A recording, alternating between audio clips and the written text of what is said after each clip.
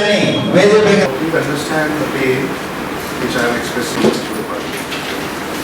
ఈ ప్రజ్వలనతో ప్రారంభం గురుజన్ గారిని కూడా వేదికపైకి రావాల్సిందిగా కృష్ణానాయక్ గారిని వేదికపై చేసి వేదికపైకి రావాల్సిందిగా మరి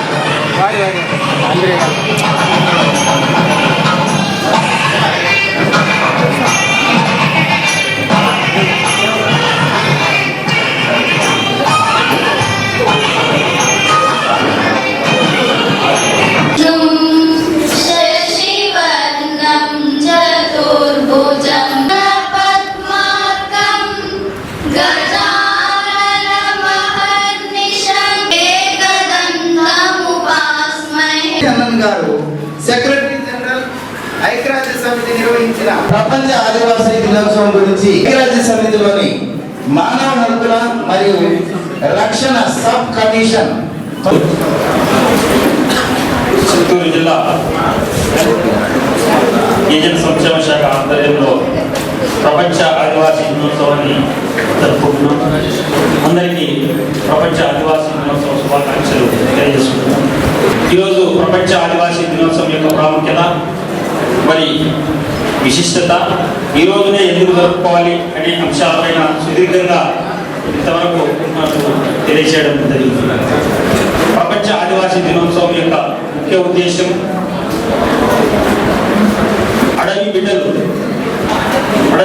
బిడ్డలు వీరు అడవులలో నివసిస్తూ మరి సమాజానికి దూరంగా ఉంటూ మరి ప్రభుత్వ సంక్షేమ కార్యక్రమాలకు దూరంగా ఉంటూ వారి యొక్క జీవన విధానాన్ని కొనసాగిస్తున్నారు. ఇలాంటి పరిస్థితుల్లో వారికి ఆదివాసీల యొక్క హక్కుల పరిరక్షణ మరి వారికి మెరుగైనటువంటి జీవన విధానాన్ని కల్పించడం, మరి పర్యావరణాభివృద్ధిని కల్పించడం, వారికి విద్య, వైద్య మరియు అన్ని రంగాలలో వారు ఎదుర్కొన్నటువంటి సమస్యలను పరిష్కరించాలనేటువంటి ఉద్దేశం చేద్దాం. మరి ఈరోజు అంతర్జాతీయ ఆదివాసీ దినోత్సవాన్ని జరుపుకోవడం జరిగింది. మరి ఇక్కడ మన జిల్లాలో కూడా అనేకమైనటువంటి సంక్షేమ కార్యక్రమాలు గౌరవ జిల్లా కలెక్టర్ గారి ఆధ్వర్యంలో అమలు చేస్తున్నారు. వాటన్నింటినీ కూడా మరి ఆదివాసీ మరి గిరిజన బిడ్డలు అందరూ కూడా సద్వినియోగం చేసుకోవాలని చెప్పి నేను ఈ సందర్భంగా నిర్ణయించుకుంటున్నాను. ఏ కార్యక్రమాలు చేపడుతుంది అనేటువంటి అంశాలు వాటన్నింటినీ కూడా ఇక్కడ కులంకషంగా వారందరూ కూడా వివరిస్తారు. మరి వాటన్నింటినీ కూడా సద్వినియోగపరుచుకొని మరి మీ మెరుగైన జీవితాన్ని మీరందరూ కూడా ప్రారంభించాలని చెప్పి రిక్వెస్ట్ చేస్తూ ఈరోజు ప్రపంచ ఆదివాసీ దినోత్సవ సందర్భంగా మీ అందరికీ నా యొక్క శుభాకాంక్షలు. అదే కాకుండా ప్రభుత్వం అందించే పథకాలు మీరు అందుకొని అభివృద్ధి చెందాలని కోరుకుంటున్నాను. అదే కాకుండా వేదికపై ఉన్న పెద్దలందరికీ వీళ్ళందరికీ నా యొక్క హృదయపూర్వక నమస్కారం. ముందుగా అందరికీ ప్రపంచ ఆదివాసీ దినోత్సవ శుభాకాంక్షలు. ఇందాక మన వక్తలు చాలా చక్కగా మరొకరికి మాట్లాడడానికి అవకాశం లేకుండా అన్ని కులకషంగా మీతో పంచుకోవడం జరిగింది. ఈ వేదిక ద్వారా ఈ దినోత్సవ సందర్భంగా ఒక 2 విషయాలు ఇందాక చెప్పారు. ప్రపంచంలో 90 దేశాల్లో ఇవాళ ఈ ఆదివాసీ దినోత్సవం జరుపుకుంటున్నాం. ఇంత స్థాయిలో భావిస్తారు ఏ దినోత్సవాన్ని కూడా ప్రపంచవ్యాప్తంగా ఎక్కడ కూడా ఏది కూడా దేశాల్లో జరుపుకోవడం చాలా గొప్ప ఘనత అది. మరి 94 ఐక్యరాజ్య సమితి ద్వారా ప్రతి సంవత్సరం కూడా ఆగస్టు 9వ తేదీన ఈ ఆదివాసీ దినోత్సవం జరుపుకోవడం ద్వారా సరే ఇది ఎందుకు మనం జరుపుకోవాలి, దీని ఇంపార్టెన్స్ ఏంటి, ఆవశ్యకత ఏంటి, ఏ రంగమైనా కూడా ఏ వ్యవస్థ అయినా కూడా వారికంటూ ఒక గుర్తింపు పొంది దాన్ని తిరిగి పునరంకితం కావడానికి ఈ యొక్క దినోత్సవాన్ని మనం నిర్వహించుకుంటాం. మనం ఆదివాసీ అంటేనే నాగరికతకు దూరంగా అడవుల్లో ఉండిపోతూ ఈ సమాజానికి దూరంగా మరొక ప్రత్యేక గ్రామంలో ఉండిపోతూ అక్కడి పర్మనెంట్గా నివాసం ఉండి వారి ప్రత్యేక భాష ఉంటుంది, లిపి ఉంటుంది, ఆచార్య వ్యవహారాలు ప్రతిదీ కూడా సపరేట్గా ఉంటాయి, విభిన్నంగా ఉంటాయి. కానీ వారి యొక్క నాగరికత యొక్క విశిష్టత ఏంటంటే ప్రతి ఒక్కరు పొల్యూట్ అవుతారు. అంటే ఇతర వర్గాలతో కానీ సామాజిక సంస్థలతో కలిసిపోతూ ఉంటారు. కానీ వీరు ఎన్నటి కూడా తమ ఉనికిని చాటుకుంటూ ప్రత్యేకతను చాటుకుంటూ అక్కడే ఉంటారు. కానీ మన రాష్ట్ర ప్రభుత్వం కానీ వారి యొక్క ఉన్నతిని రక్షించే ఉద్దేశంతో సపరేట్గా ఐటీడీఏ ప్రాజెక్టులు అనేటివి ప్రారంభించడం జరిగింది. ఈ ఐటీడీఏ ప్రాజెక్ట్ యొక్క ఉద్దేశం ఎక్కడైతే ఆదివాసీలు నివాసం ఉంటారో అక్కడికి వెళ్ళి వారికి రక్షణ కల్పించడం, వారికి కావాల్సిన ఆర్థిక లేదా చట్టబద్ధమైన సొసైటీ పరమైన భద్రత కల్పించడం,